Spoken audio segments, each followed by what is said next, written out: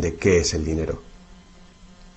No es de extrañar que las teorías monetarias no hayan generado ninguna película taquillera, pero que ni siquiera se haya mencionado en las escuelas es algo que debe ser analizado con detenimiento.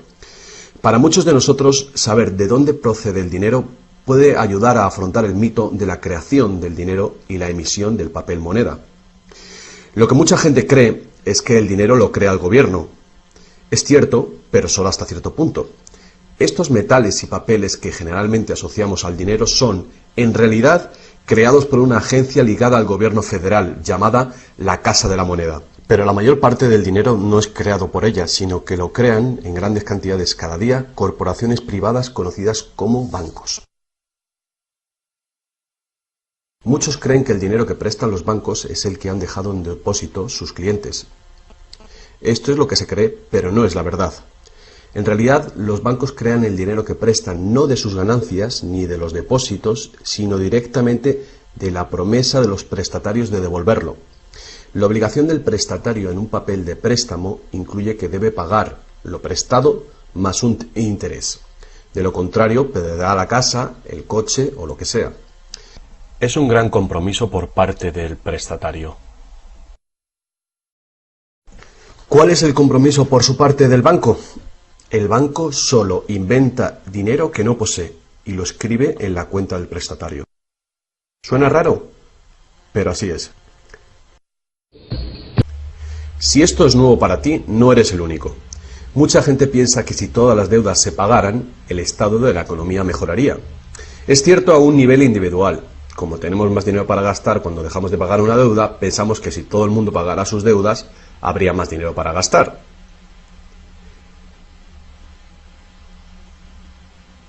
Pero la verdad es justamente la contraria. No habría dinero de ningún tipo. Así es, somos totalmente dependientes de renovar continuamente el nivel de crédito bancario para que haya dinero en existencia.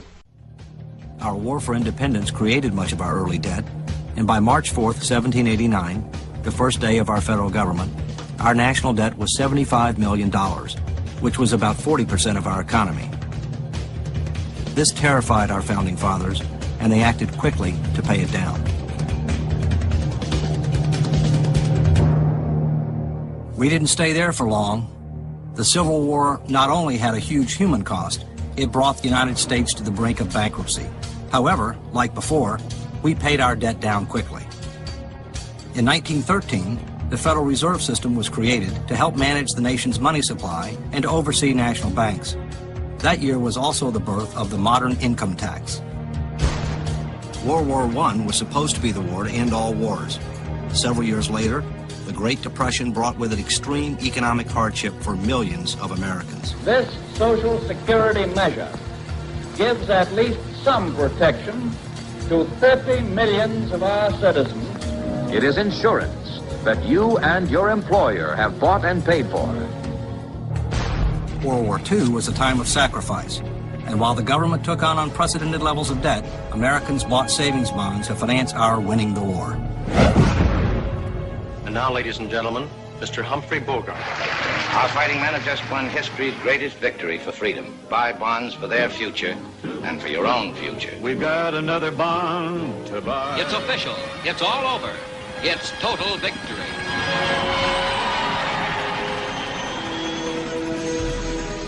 The large military and social spending practices of the 1960s and 70s were two key factors that led to a major economic downturn by the end of the 1970s.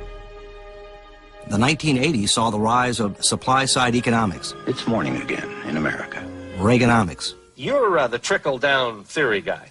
I'm betting my reputation on it. The controversial Laffer curve proposed that lower marginal tax rates would eventually generate higher tax revenues. The theory did have its critics. Let me just give you a difference that I have with Governor Reagan on taxes. It is what I call a voodoo economic policy.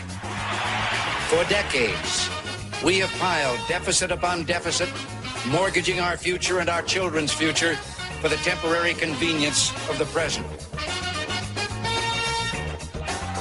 Read my lips. The debate over supply-side economics continues to this day. But what is not debatable is that the federal debt exploded in the 1980s.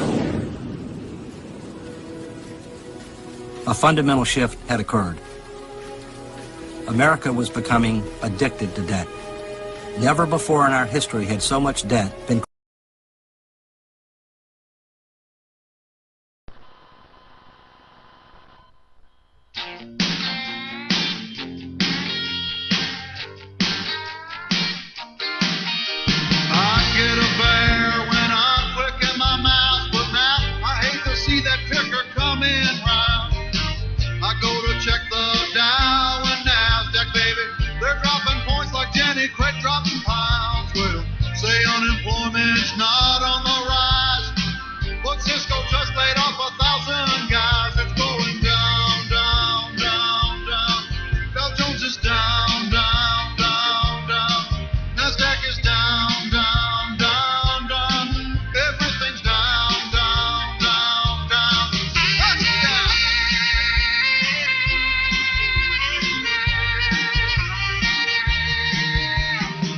I used to have a nest egg, baby, but now my golden years are rolling down. Well, I remember when the 90s started, my stock would split each time the sun come out. Well, I would day trade and dabble in margin. My portfolio was looking stout. Well, I used to love that Alan Green's plan, but lately every time he speaks, he's just a driving the Well, first of all, the Federal Reserve is an independent agency. It means basically that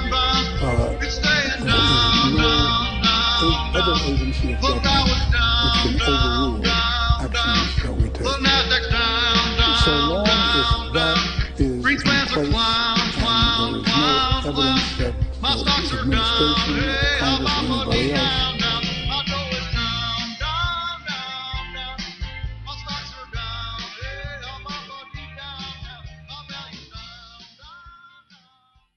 What is the proper relationship, what should be the proper relationship between a chairman of the Fed and a president of the United States?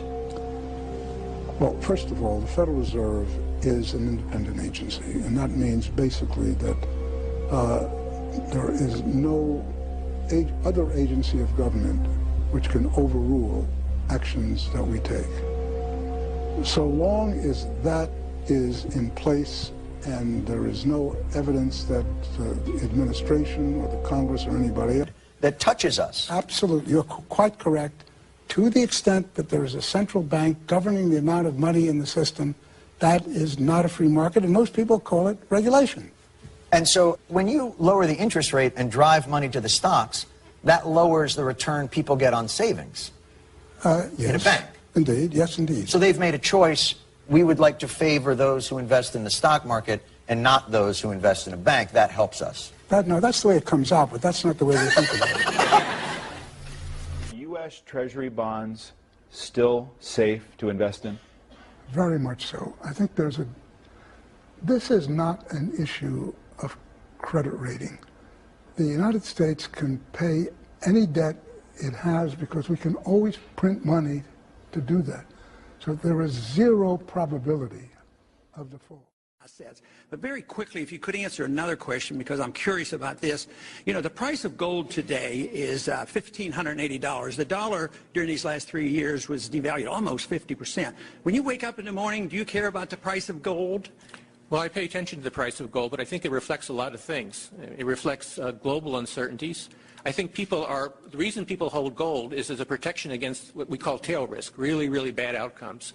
And to the extent that the last few years have made people more worried about the potential of a major crisis, then they have gold as a protection. Do you think gold is money? No. It's not money. Even if it had been money for 6,000 years, somebody reversed that and eliminated that economic law. Well, it's an asset. I mean, it's the same. Would you say Treasury bills are money? I don't think they're money either, but they're a financial asset. Why do central banks hold it? Well, it's a form of reserves. Why don't they hold diamonds? Well, it's tradition, long-term tradition. Well, some people still.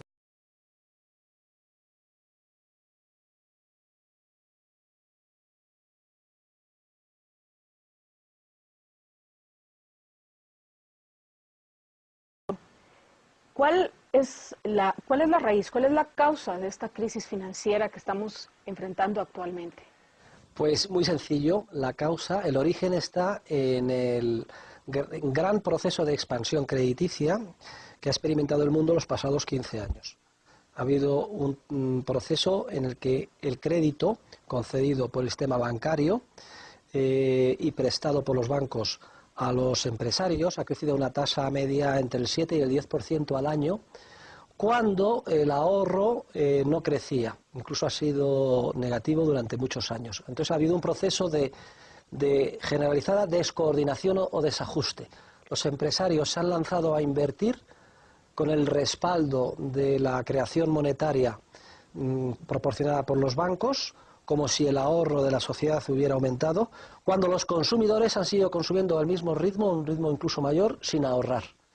Entonces ese desajuste o descoordinación tarde o temprano tenía que ponerse de manifiesto, y se pone de manifiesto en forma de una crisis, una grave crisis financiera y después de una grave crisis de una recesión económica.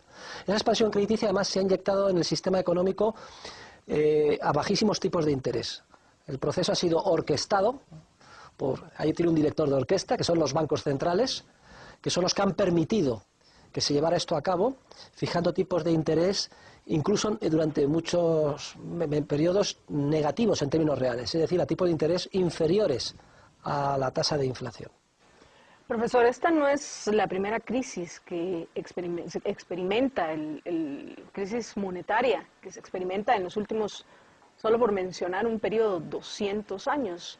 ¿Dónde está la raíz de esta situación? ¿Es cierto, como opinan algunos, que es propio de los ciclos del mercado o hay otra explicación? El sistema económico, como usted ha dicho, de los últimos 200 años ha venido siendo afectado de crisis recurrentes de auge, burbuja especulativa, crisis financiera y recesión, una tras otra, y precisamente desde que se desarrolla el sistema de banca con reserva fraccionaria, en base a este privilegio que he comentado antes que tienen los banqueros. Eso pasa exactamente desde el año 1844, que se promulga en Inglaterra la ley de Peel, la llamada Peel's Bank Act, que exige un coeficiente de caja del 100% en oro a los bancos privados en cuanto a la emisión de papel moneda, pero olvida el mismo requisito respecto a la emisión de depósitos.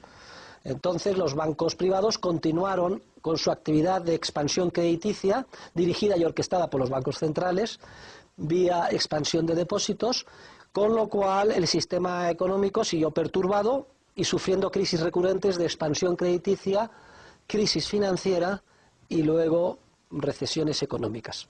Y así hasta hoy. Profesor, ¿cómo se crea dinero de la nada?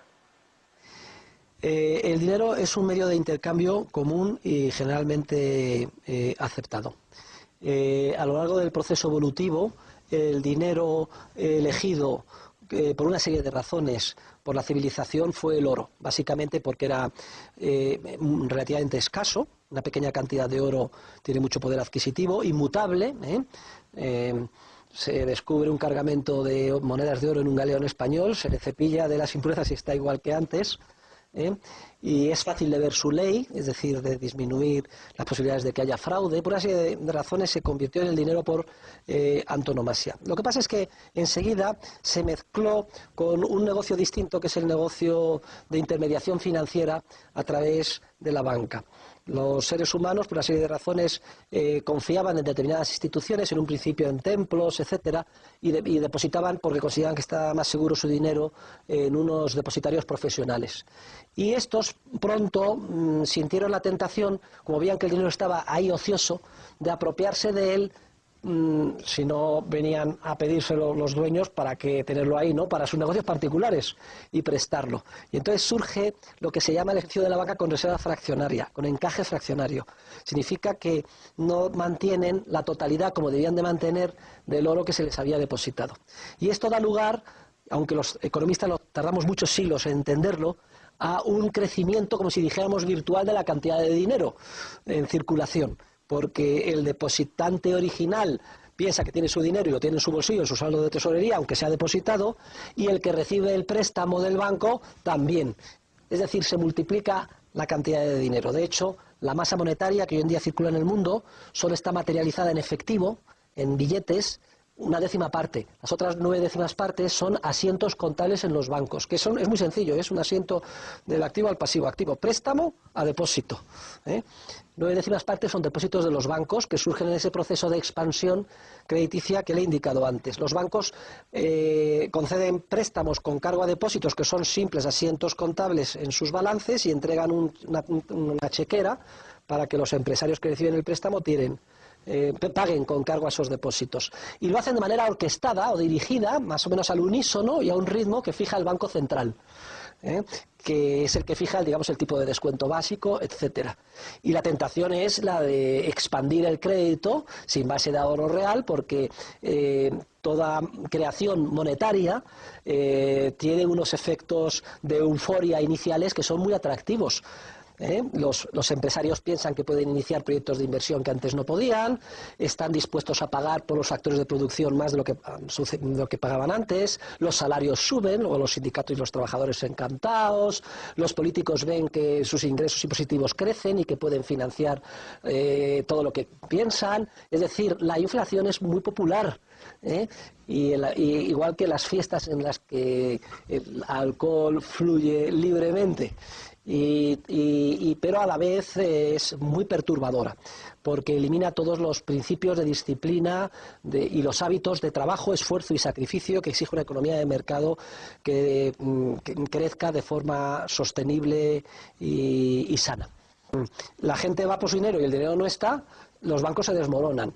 Y entonces desaparecen las 9 décimas partes de la masa monetaria. Eso es una tragedia tremenda, porque el realineamiento y caída de los precios tendría que ser tremendo y el esfuerzo muy grande. Entonces es inevitable salvar a los bancos de depósito. Y eso es lo que se ha hecho, salvarles por una vía o por otra. Comprándoles los activos llamados tóxicos, es un eufemismo, los que no tienen valor, o dando inyecciones de capital, nacionalizándolos parcial o totalmente, inyectando ampliaciones de capital, por una serie de procedimientos. Y de hecho no va a suspender pagos ningún banco de depósito. No puede, porque si no todo el sistema se desmoronaría. Es virtual y se desmoronaría como un castillo de naipes. Eso es lo único que pueden y deben hacer ahora. Una vez salimos de la crisis, ¿se cae de nuevo en lo mismo? Pues es muy sencillo. Lo que habría que hacer es culminar el proceso de caída del socialismo y de caída del muro de Berlín en 1989, que supuso la caída del socialismo, culminarlo en el único ámbito en el que queda estatismo e intervencionismo en las economías del mundo, que es el ámbito financiero, que he explicado antes. Banco central, que se empeña en fijar la masa monetaria, el tipo de interés y aceptar expansiones crediticias, concediendo un privilegio para que los bancos operen con un encaje fraccionario. Luego, por tanto, lo que hace falta es un segundo capítulo de liberalización, de ir hacia una verdadera economía de mercado basada en los siguientes principios: eliminación de los bancos centrales, exigencia para que todos los bancos privados en un sistema de banca libre operen con un encaje del 100% en relación con los depósitos a la vista y equivalentes, lo que se exigió en la ley de PIL para los billetes de banco, también para los depósitos. Y el último paso sería para eliminar cualquier posibilidad de manipulación política del dinero, reintroducir el dinero privado, que ha sido elegido secularmente por la civilización, que es el oro, es decir, canjear el dinero fiduciario actual por el oro, de manera que el proceso evolutivo continúe allí donde fue expropiado violentamente por los gobiernos cuando se abandonó el patrón oro. El patrón oro, que además operaba de manera muy ineficiente, porque operaba con un sistema de banca con reserva fraccionaria. Es decir, no puede funcionar un sistema de patrón oro si no es con coeficiente de caja del 100%. Profesor, ¿cuál debería ser el papel de los políticos en estas situaciones? Esto es una pregunta muy curiosa, pero vamos a ver. Si tuviéramos verdaderos estadistas, deberían de ser capaces de explicar la realidad a los ciudadanos. Es decir, que esto ha sucedido como consecuencia de la expansión crediticia y los errores monetarios y la alegría y los bajos tipos de interés de la fase previa, que ahora es ineludible la crisis, explicar a los ciudadanos lo que tienen que hacer, pero darles la esperanza de que la recesión es la recuperación, y que no se va a volver a repetir esto, porque tomarían las medidas necesarias, un acuerdo internacional, etcétera, para hacer una reforma en la línea que yo he indicado. Pero estos estadistas no existen. Yo no conozco ninguno que tenga la capacidad de hacerlo. Y si aunque sepan que esta es la verdadera razón de lo que ha pasado, no se atreven políticamente a decirlo porque hay muchísimos intereses creados a favor de la expansión crediticia y piensan que perderían las elecciones. Entonces, un estadista que aunque no capaz de hacer esto, quisiera hacer el mínimo daño, pues yo lo que le recomendaría es que presentara un plan de salvamento que cara a la galería pareciera que hacía algo, aunque fuera relativamente inocuo, es decir, que en la práctica pues no tuviera ningún efecto. Estadistas que no hagan nada son los mejores en estas circunstancias, al margen de evitar que se desmorone el sistema bancario, que ya he explicado antes, que ya se han tomado las medidas necesarias para que no pase. Algo parecido a lo que ha hecho mi presidente en España, Rodríguez Zapatero, que hasta ahora prácticamente no ha hecho nada y es algo que creo que le debemos de agradecer.